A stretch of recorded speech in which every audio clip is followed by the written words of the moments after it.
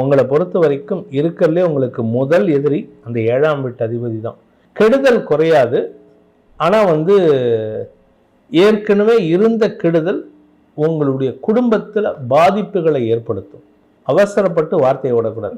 எதுலேயும் ஒரு விட்டேத்தித்தனத்தை ஏற்படுத்தும். எதுலேயுமே லைக்கிங் இருக்காது. எனக்கு இது எனக்கு தலையெழுத்து வாழணும், வாழ்ந்துட்டு போகிறேன், தலையெழுத்து நீ பொண்டாட்டியாக இருக்கணும், இருந்துட்டு போ. இவ்வளவு நெகட்டிவா இருக்குன்னும் போது அப்போ குடும்பத்துக்குள்ள கண்டிப்பா பிரச்சனை தானே இருக்கும். கண்டிப்பா 8ஆம் இடத்துல இருந்து 2ஆம் இடத்தை பாக்குறாரு. இப்ப கல்யாணம் பண்ணி வச்சோன்னு வச்சுக்கோங்க, சண்டை போட்டுட்டு ஈகோல சண்டை போட்டுட்டு 2 பேரும் பிரிஞ்சிருப்பாங்க.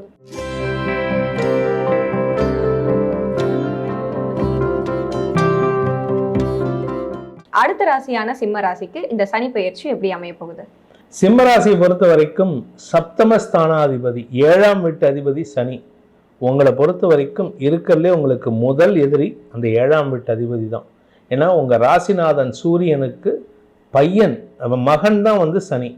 இவருடைய சூரியனுடைய செகண்ட் ஒய்ஃபுக்கு பிறந்தவன் சனி. ஆனால் சனியை பொறுத்த வரைக்கும் நம்ம இப்போ இந்த காலத்து பசங்க சொல்கிற மாதிரி என்னோட முதல் எதிரியும் எங்கள் அப்பன் தாண்டா அப்படின்னு சொல்லுவோம்ல, அது மாதிரி தான் சனி பகவானுக்கு முதல் எதிரி அவருடைய தந்தையான சூரியன் தான். அதனால் இருக்கிறதுல உங்களுக்கு கஷ்டத்தை கொடுப்பாரு. ஆனால் என்ன கஷ்டத்தை கொடுப்பாருன்னா, கடந்த 2 வருஷமாக 7ஆம் இடத்துல இருந்தார். சப்தமஸ்தானத்தில் தன்னுடைய சொந்த வீட்டில் இருந்து உங்களுக்குள்ள மாற்றங்களை ஏற்படுத்தி உங்களுக்கும் உங்களுடைய வாழ்க்கை துணை உங்களுடைய பிஸ்னஸ் பார்ட்னர்ஸ்குள்ள மனஸ்தாபத்தை ஏற்படுத்திட்டு இருந்தார்.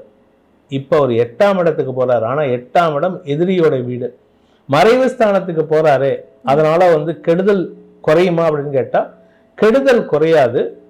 ஆனால் ஏற்கனவே இருந்த கெடுதல் உங்களுடைய குடும்பத்தில் பாதிப்புகளை ஏற்படுத்தும். ஸோ அவசரப்பட்டு யாரையும் இந்த மேஷராசிக்கு சொன்ன பலன் தான், அவசரப்பட்டு வார்த்தையை விடக்கூடாது. இப்போ நான் அதை தான் கேட்கலான்னு வந்தேன். நீங்கள் தொடக்கத்திலேயே சொன்னீங்க ஒரு 5 ராசிக்கு சரிப்பட்டு வராதுன்ட்டு. அதில் மேஷம் ஒன்று, இப்போ 2வது சிம்மம். ஆக்சுவலாக மேஷம் 5வது. மேஷமே அப்போ 5 தான். அதில் நம்பர் 1 பொசிஷன் 5 ராசிகளில் பாதிப்படையும் ராசிகளில் நம்பர் 1 ராசி சிம்ம ராசி. சிம்ம ராசி. நம்ம ராகுகேது பெயர்ச்சி அப்பவுமே சிம்ம ராசிக்கு கொஞ்சம் மோசமா தான் இருக்குன்ற மாதிரி தான் பார்த்தோம். ஆமாம், விரக்தி மனப்பான்மை ஜாஸ்தி ஆகும். எந்த ஒரு விஷயத்து மேலேயும் ஈர்ப்பு குறையும். ஏன்னா இதுக்கு சனியும் காரணம், அஷ்டம சனியும் காரணம், ஜென்ம குருவும் ஜென்ம கேதுவும். அதாவது மே மாதம் 19ஆம் தேதி அன்னைக்கு கேது சிம்ம ராசிக்குள்ள வராரு 2ஆம் இடத்துல இருந்து. எதுலேயும் ஒரு விட்டேத்தித்தனத்தை ஏற்படுத்தும். எதுலேயுமே லைக்கிங் இருக்காது. எனக்கு இது எனக்கு தலையெழுத்து வாழணும், வாழ்ந்துட்டு போகிறேன், தலையெழுத்து நீ பொண்டாட்டியாக இருக்கணும், இருந்துட்டு போ, தலையெழுத்து உன் கூட சேர்ந்துட்டேன் பிஸ்னஸ் பண்ணுறேன், இருந்துட்டு போ. ஒரு விருப்பமே இல்லாமல் எல்லாத்துலேயும் நடந்துக்கிறது இருக்கும். ஆனால் எதுவும் கெடுதல் பண்ணாது. ஏன் அப்படின்னா குரு சாதகமாக இருக்காரு. இந்த வருஷம் பொறுத்த வரைக்கும் 25 and 26 இருக்கிறதுலையே நெகட்டிவான பலன்கள் அனுபவிக்கிறதுல இந்த சிம்ம ராசியும் இன்னொரு 3 ராசி இருக்கு மேஷ ராசியை தவிர. இவங்க 5 ராசிக்கும் சப்போர்ட் பண்றது யாருன்னு கேட்டா குரு தான். கஷ்டத்திலையும் ஒரு விமோசனம், ஒரு நிம்மதி, ஒரு ரிலீஃப் கொடுக்கறது யாருன்னு கேட்டா குரு பகவான் தான். ஸோ அதனால குரு பகவான் இந்த வருஷமும் அடுத்த வருஷமும் 2026 குரு பயிற்சியுமே இவங்களுக்கெல்லாம் ஓரளவுக்கு நற்பலன்களை தரக்கூடிய வகையில் இருக்கிறதுனால பெருசாக கஷ்டம் இருக்காது. ஆனால் எதுலேயுமே விட்டேத்தித்தனம் இருக்கும், எதுலேயுமே இன்ட்ரெஸ்ட் இருக்காது. குறிப்பாக இந்த சிம்மராசியை பொறுத்த வரைக்கும் பார்த்தீங்கன்னா அஷ்டம சனிங்கிறது பணம் கொடுக்கல் வாங்கல் விஷயத்தில், வேலை சார்ந்த விஷயம், தொழில் சார்ந்த விஷயம், குடும்பம் சார்ந்த விஷயம், இதிலெல்லாம் நீங்கள் அதுலேருந்து நான் தள்ளி நிற்கிறேன்ப்பா, எனக்கும் அதுக்கும் சம்மந்தம் இல்லைங்கிற மாதிரி தள்ளி நிற்க வைக்கக்கூடிய சூழ்நிலை ஏற்படுத்தும். எதிரியாக நீங்கள் பார்ப்பீங்க, உங்கள் பிஸ்னஸையே நீங்கள் எதிரியாக பார்ப்பீங்க, உங்கள் குடும்பத்தையே நீங்கள் எதிரியாக பார்ப்பீங்க, இல்லை உங்கள் குடும்பம் உங்களை எதிரியாக பார்க்கும். இப்போ நான் அடுத்த கேள்வி அதான் கேட்க வந்தேன். இவ்வளோ நெகட்டிவாக இருக்குன்னும் போது இப்போ குடும்பத்துக்குள்ள கண்டிப்பாக பிரச்சனை தானே இருக்கும். கண்டிப்பாக 8ஆம் இடத்துல இருந்து 2ஆம் இடத்தை பார்க்குறாரு. ஸோ வெளி ஆட்களின் தொல்லை இருக்கும். ஆனால் அதை சமாளிக்கக்கூடிய எதிர்கொள்ளக்கூடிய தைரியத்தை குரு பகவான் கொடுப்பார். ஸோ குரு பகவானை பொறுத்த வரைக்கும் உங்களுக்கு 2025 மே மாதம் முதல் உங்களுக்கு செக்யூரிட்டி கார்டு குரு பகவான் தான். எப்படி நமது பாரத பிரதமருக்கு Z+ அந்த மாதிரி தான் சொல்கிறாங்க, Z+, Z, Y+.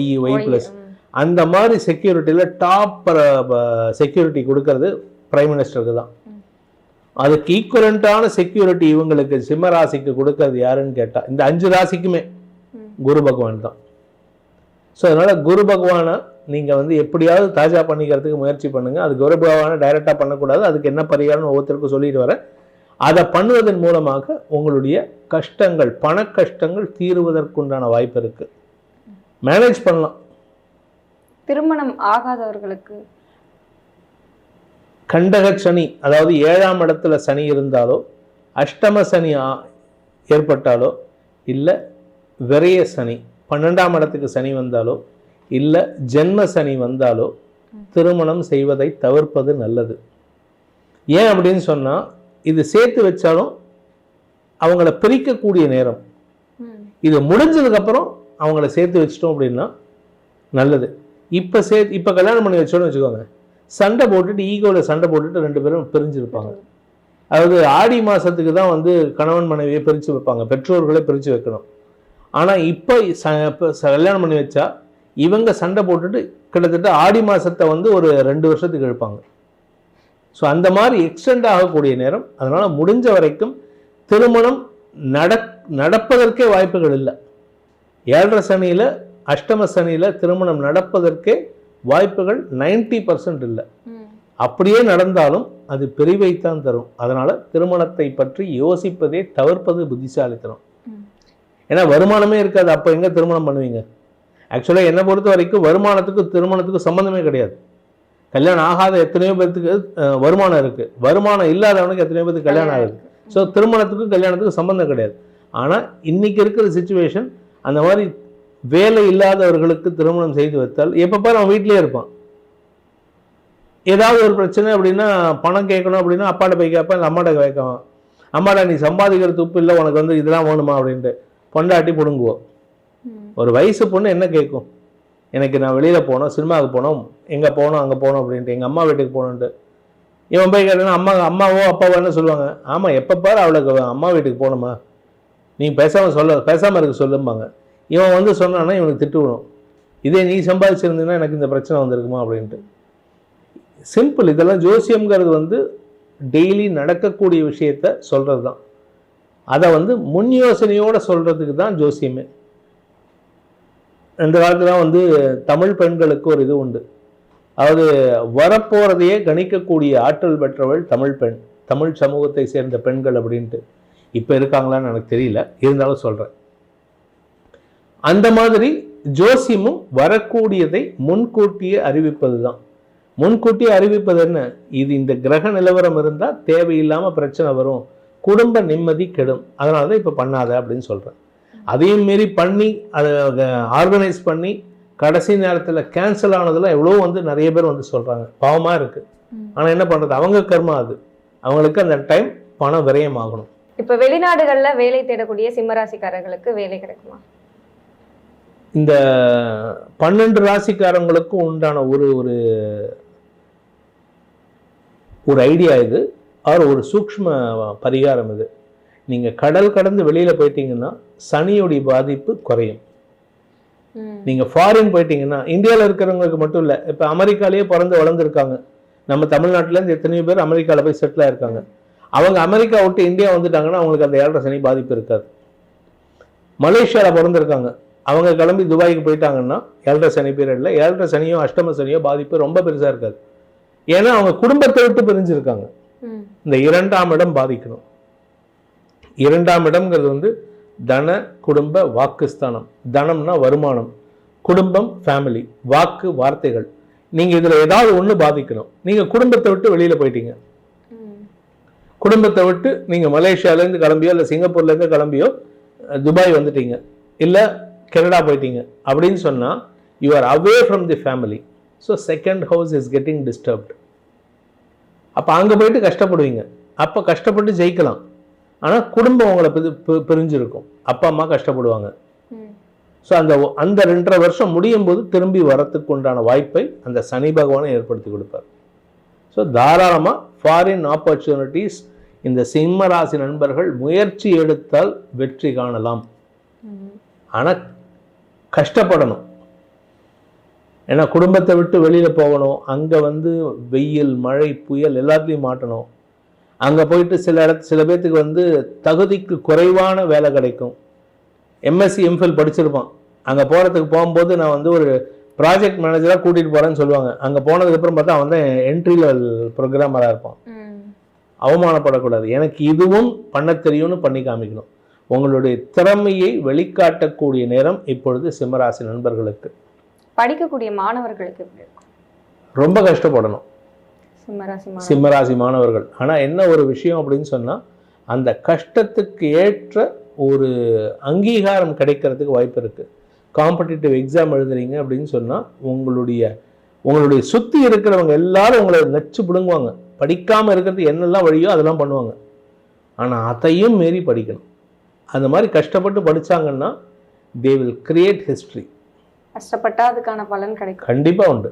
அதுவும் சிம்மராசி நண்பர்கள், இப்போ சிம்மராசி மாணவிகள் அந்த கஷ்டத்தை அனுபவிச்சிட்டாங்கன்னா அதுக்கப்புறம் இங்கே இருக்கிறவங்க வந்து கிட்டத்தட்ட ஒரு 100 படி மேலே ஏறணும் இந்த படிப்பில். ஸோ அவங்க லைஃபே அப்படியே டோட்டலாக சேஞ்ச் ஆகும். ஆனால் அந்த கஷ்டத்துக்கு ஈடு கொடுக்க முடியாமல் அந்த கஷ்டத்தையே உழண்டுட்டு இருந்தாங்கன்னா தே cannot ஈவன் கிளைம் 1 ஸ்டெப். ஒரு படி ஏறுறதே கஷ்டமாக இருக்கும். இதெல்லாம் எனக்கு, அதாவது ஒரு 100 பேர் சேர்ந்து கீழே எடுக்கிறாங்க உங்களை, நீங்கள் அது கஷ்டப்பட்டு மேலே ஏறுறீங்க அப்படின்னா அப்போ அந்த 100 பேர்த்தையும் உதைச்சிட்டு மேலே ஏறணும். அந்த 100 பேர்த்தையும் உதைக்கக்கூடிய திராணியும் உடல் தெம்பும் உடம்புல இருக்கணும். அப்போ நீங்கள் மேலே வந்தீங்கன்னா எப்படி எவ்வளோ இருக்கும்? இப்போ ஒன்றும் இல்லை, அரக்கோணம் பக்கத்தில் ஒரு ஷோலிங்கர்னு ஒரு மலை இருக்குது. 1330 படி என்னமோ இருக்கும், 1350 படி. அது ஏறுறதுக்குள்ளார உடம்புல இருக்கிற எல்லா ரத்தமும் வெளியில் வரும். ஆனால் ஏறிட்டீங்கன்னா அங்கே போனீங்கன்னா நரசிம்மர் உட்காந்துருப்பார். அப்படியே உடம்பு அவ்வளோ பவர்ஃபுல்லாக இருக்கும், உடம்புல அவ்வளோ எனர்ஜி வரும். அது மாதிரி அந்த ஏறுறது கஷ்டம், ஏறினதுக்கப்புறம் கிடைக்கக்கூடிய பலன் சிம்மராசிக்கு அதுவும் மாணவர்களுக்கு அமோகமாக இருக்கும். இப்போ புதிய வேலை தொடங்க போகிறேன், நான் புதிய தொழில் தொடங்க போகிறேன் அப்படின்றவங்களுக்கு எப்படி இருக்கும்? கஷ்டமான நேரம். ஓப்பனாக சொல்லணும்னா புதிய தொழில் துவங்கிறதுக்கு முயற்சி எடுத்தாலே அது தள்ளி போகுமே தவிர இட் இஸ் கெட்டிங் டிஸ்டர்ப்ட். உங்கள் பேரில் துவங்காமல் இருப்பது நல்லது. ஏன்னா நீங்கள் ஆரம்பிச்சிங்கன்னா ஆரம்ப பிள்ளையார் சுழிய தடுமாற்றத்தை ஏற்படுத்தும். உங்கள் பேரில் இல்லாமல் உங்கள் அப்பா பேர்லையோ அம்மா பேர்லையோ ஆரம்பிச்சுட்டு நீங்கள் பின்னாடி நின்று வேலை பண்ணணும். நீங்கள் லிட்டரலாக சொல்லணும்னா சிம்மராசி நண்பர்கள் எடுபடி வேலை பண்ணணும். அப்பா அம்மாவுக்கு எடுபடி வேலை பண்ணணும். அப்பா பேரில் கம்பெனி ஆரம்பித்து அதுக்கு நான் வேலை பண்ணுறேன். ஐ cannot be a boss now. ஏன்னா நீங்கள் பேசுகிற வார்த்தையே தப்பாக இருக்கும். நீங்கள் வந்து இங்கே போயிட்டு கொடுத்துட்டு திருப்பி வா அப்படின்னு சொல்கிறதுக்கு பதிலாக இங்கே கொடுத்துட்டு அங்கே போயிட்டு வாங்குறீங்க. அந்த உங்கள் ஸ்டாஃப் என்ன பண்ணுவான், கொண்டு போய் இங்கே கொடுத்துட்டு இவன்கிட்ட கொடுக்கக்கூடாது, இவன்கிட்ட கொடுத்துட்டு அங்கே போயிட்டு நீங்கள் கொடுக்க சொன்னார் கேட்க சொன்னார்னு கேட்டு வருவான். ஸோ நீங்கள் சொல்கிற வார்த்தையை அவன் பண்ணுவான். அவன் just he is a postman. But decision maker is you will give a wrong decision. So அது உங்களுக்கு நஷ்டத்தை ஏற்படுத்தும். ஸோ அதனால் உங்கள் பேரில் பிஸ்னஸ் ஆரம்பிக்கிறதையோ இல்லை பிஸ்னஸ் பண்ணிகிட்டு இருந்தால் கூட உங்கள் பேரில் பண்ணாமல் அப்பா அம்மாவையோ இல்லை அண்ணன் தம்பியோ இல்லை யார் நம்பகமான நபரோ அவங்கள முன்னாடி வச்சு, மனைவியாக இருந்தாலும் சரி இல்லை அவங்களுடைய பையனோ பொண்ணோ யாராக இருந்தாலும் சரி அவங்கள முன்னாடி வச்சுட்டு நீங்கள் ஒர்க் பண்ணணும். ஸோ உழைப்பு உங்களுடையது, லாபம் அவர்களுக்கு. இப்போ நீங்கள் சொல்கிறத வச்சு பார்க்கும்போது அவங்களுக்கு எதிர்வினை பலன்னு கேட்கவே முடியாது போல, எல்லாமே அப்படி தான் இருக்கு. ஆல்மோஸ்ட் எல்லாமே எதிர்வினை தான். ஆனால் அதை எப்படி ஓவர் கம் வரீங்கிறது தான் முக்கியம். இப்போ உங்களுக்கு வந்து இங்கேருந்து திருச்சி போகிறீங்க அப்படின்னா எல்லா இடத்துலையும் ரோடு பிரச்சனை இருக்க தான் செய்யும். அதை எப்படி ஓவர் கம் பண்ணி வரீங்க, எந்த இடத்துலையும் ஆக்சிடென்ட் பண்ணாமல் எப்படி வரீங்க, அதுதான் சாமர்த்தியம். அது உங்களுக்கு அந்த சாமர்த்தியத்தை கொடுப்பது வந்து பரிகாரமும் பிரார்த்தனையும் தான். இப்போ நான் அதை அடுத்ததான் கேட்கவே போகிறேன், இவங்களுக்கான பரிகாரம் என்ன? ஃபர்ஸ்ட் குலதெய்வ வழிபாடு. இது வந்து இந்த ராசிக்கு மட்டும் இல்லை, 12 ராசிக்கும் எல்லா பயிற்சிகளுக்கும், சனி பயிற்சி, குரு பயிற்சி, ராகுகேது பயிற்சி, சுக்கிர பயிற்சி, செவ்வாய் பயிற்சி, சூரிய பயிற்சி, புதன் பயிற்சி, நவகிரக பயிற்சிக்கும் உண்டான ஒரு பரிகாரம் என்னன்னா குலதெய்வ வழிபாடு. குலதெய்வத்தை வழிபடாமல் உங்கள் அம்மாவுக்கு நீங்கள் வீட்டில் சாப்பாடு போடாமல் கும்பகோணத்துலேயும் காசிலையும் போயிட்டு அன்னதானமாக பண்ணினாலும் உங்களுக்கு எந்த பலனும் கிடைக்காது. ஸோ வீட்டில் பெற்றவங்களுக்கு சாப்பாடு போடாமல் அங்கே போய்ட்டு என்ன வேண்டி கிடக்கு, அது பண்ணுறது வேஸ்ட்டு. ஏன்னா பாதி பேர் தான் பண்ணிகிட்ருக்காங்க. நிறைய பேர் திருவண்ணாமலை போனீங்கன்னா ரோட்டில் நின்று அவ்வளவு கொடுக்குறாங்க. அன்னதானம் பண்ணுறதுக்கு ஒரு வழிமுறை இருக்குது, அது வேஸ்ட் ஆகுது. அன்னத்தை வீணடிப்பதுங்கிறது வந்து மகா பாவம். அந்த மாதிரி பண்ணாமல் உங்களை பொறுத்த வரைக்கும் குலதெய்வ வழிபாடு, தினமும் காலையில் சூரிய உதயத்திற்கு முன் விநாயகர் வழிபாடு, விநாயகர் அகவல் படிக்கலாம், இல்லை மந்திரம் தெரிஞ்சவங்க விநாயகர் கணபதி ஹோமம் பண்ணலாம், இல்லை சில கோயில்களில் நித்திய கணபதி ஹோமம் பண்ணுவாங்க, அந்த கணபதி ஹோமத்தில் போய் பங்கெடுக்கலாம். இது விநாயகருக்கு. அடுத்தது பார்த்தீங்கன்னா ஆஞ்சநேயருக்கு உண்டான சுந்தரகாண்டத்தை படிப்பது. அது எத்தனை நாள் படித்தாலும் தப்பு கிடையாது. டெய்லியே ஃபுல் சுந்தரகாண்டத்தை படிச்சுட்டு என் வேலையை பார்க்குறேன்னாலும் சரி, இல்லை ஒரு நாள் ஒரு பேராகிராஃப் படித்தாலும் சரி, ஒரு லைன் படித்தாலும் சரி, அடுத்த 2 வருஷத்துக்கு சுந்தரகாண்டம் படித்தே தீர வேண்டும். அடுத்தது பார்த்தீங்கன்னா 3வது பைரவருக்கு, அதாவது கருப்பு பைரவருக்கு அன்னம் வைக்க வேண்டும். கருப்பு பைரவருக்கு அன்னம் வைக்க வேண்டும். சப்போஸ் பைரவரே கிடைக்கல, நாய் கருப்பு நாய் கிடைக்கல, என்ன பண்ணுறது அப்படின்னா, டெய்லி காத்தால இந்த அரிசி குருணை இருக்கும், அரிசி குருணையில் கொஞ்சோண்டு வெல்லம் கலந்து நல்லா பொடி பண்ணி 2ஐயும் மிக்ஸ் பண்ணிடணும். அதை உங்கள் வீட்டு வாசல்லையும் உங்கள் வீட்டுக்கு பின்பக்கமும், அதாவது செடி கொடி இருக்கிற இடத்துல அதை டெய்லி தூவிட்டு வரணும். 1000 பேர்த்துக்கு அன்னதானம் செய்த பலன் அந்த மாதிரி போடுறதுனால உங்களுடைய கர்ம வினைகள் அந்த எறும்புகளுக்கு போகும், புறாக்களுக்கு போகும், அணில் எல்லாம் சாப்பிட்டதுன்னா அதுக்கு போயிடும். ஸோ கர்மத்தை கலைக்கக்கூடிய போக்கக்கூடிய பரிகாரம் தான் இந்த பரிகாரம். அதை செய்வதன் மூலமாக இந்த அஷ்டம சனியின் பாதிப்பு குறையும், இல்லாமல் போகாது, குறையும். அடி விழும், ஆனால் அடி விழுறதுக்கு முன்னாடி பின்னாடி ஒரு சைனாக்காரனையும் பாகிஸ்தான்காரனையும் கட்டினா எப்படி இருக்கும்? எனக்கு முதுகில் சவுக்கடி 100 சவுக்கடி, மலேசியாவில் நான் மாட்டியிருக்கேன், எனக்கு பின்னாடி சவுக்கடி உண்டு 100 சவுக்கடி. ஆனால் அவங்க என்ன கேட்குறாங்க, உங்களுக்கு ஒரு 2 ஆப்ஷன் கொடுக்குறேன், என்ன ஆப்ஷன் கேட்குறேன்னு. நான் என்ன சொல்கிறேன், உடனே எனக்கு முதுகில் வந்து எனக்கு சவுக்கடிக்க எனக்கு முதுகில் விழப்போகுது, அதில் முதல்ல சைனாக்காரனை பின்னாடி வைங்க, அதுக்கப்புறமா பாகிஸ்தான்காரனை என் முதுகில் கட்டுங்க, அதுக்கப்புறமா அடிங்க. அப்போ அந்த அடி வந்து பாகிஸ்தானுக்காரனுக்கு விழும். அது மாதிரி நீங்கள் தப்பிச்சுக்கலாம். அடி விழும், அதனுடைய அந்த சவுக்கு விழும்போது முதுகில் இங்கே அடி விழும், ஆனால் பெருசாக கிழியாது, உடம்பு கிழியாது. அதுதான்.